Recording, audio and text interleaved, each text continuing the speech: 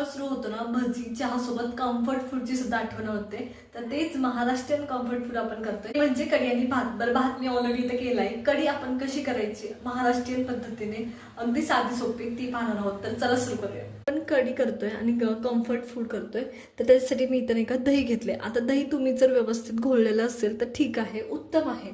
जर नसेल तर रवीने घोळून घ्या किंवा मिक्सरला घोळून घ्या. तर आता इथे मी मिक्सरला हे घोळून घेते.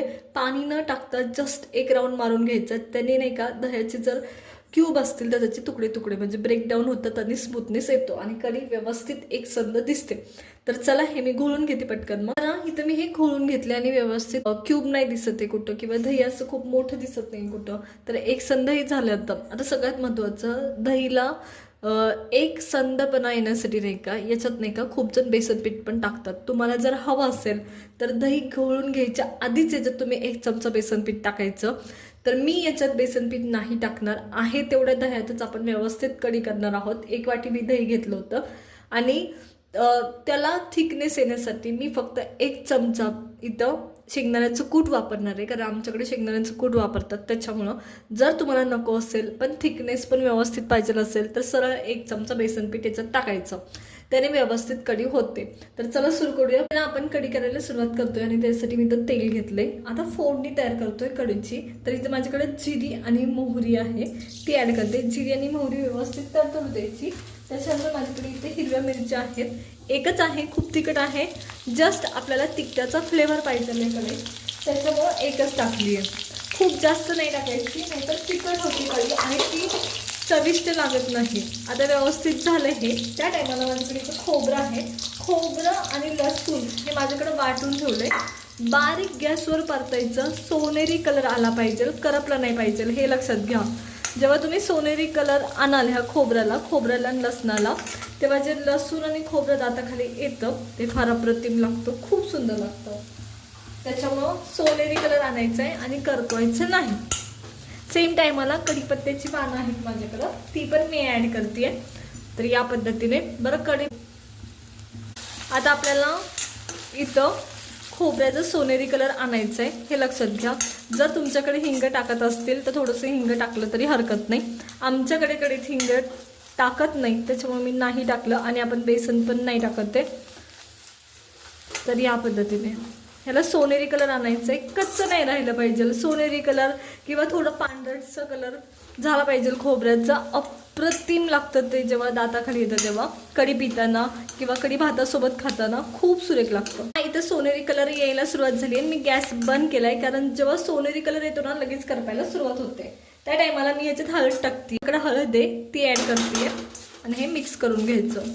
तर पहा व्यवस्थित गोल्डन असा कलर आलाय खोबऱ्याला सुद्धा आणि बरंचसं ब्राऊन झाले ते. आता या टायमाला तुम्हाला याच्यात जर मी आधी सांगितलं की याच्यात तुम्हाला जर बेसन टाकायचं असेल तर टाका, पण जर टाकायचं नसेल बेसन तर 1 चमचा आपण याच्यात शेंगदाण्याचं कूट टाकणार आहे. तर मी ते इथंच ॲड करते.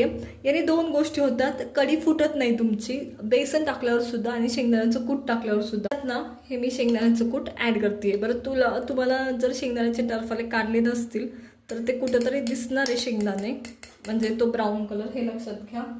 त्यामुळे जर तुम्हाला ब्राऊन कलर कढी नको असेल तर शेंगदाणे काढून टाकले, टरफाले काढलेलं तुम्हाला हे घ्यायचं शेंगदाण्याचं कूट.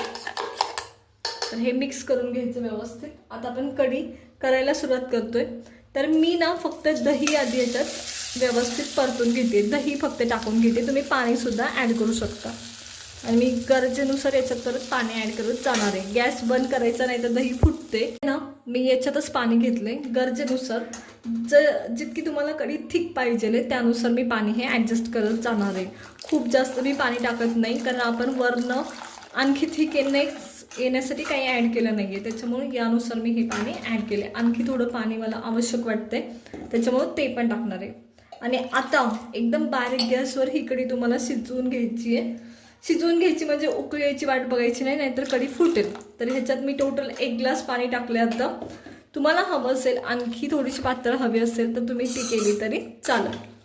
तर जस्ट चवीनुसार मीठ टाकते मी याच्यात. आंबट असेल दही खूप तर साखर टाकायची आणि जर दही गोडच असेल तर साखरेची काही गरज नाही. तर इथं चवीनुसार मी मीठ टाकलंय. तर पहा खूप भारी सुवास येतो ह्याचा. गॅस सुरू केलाय आणि एकदम बारीक गॅसवर जस्ट कढी गरम करून घेणार आहे.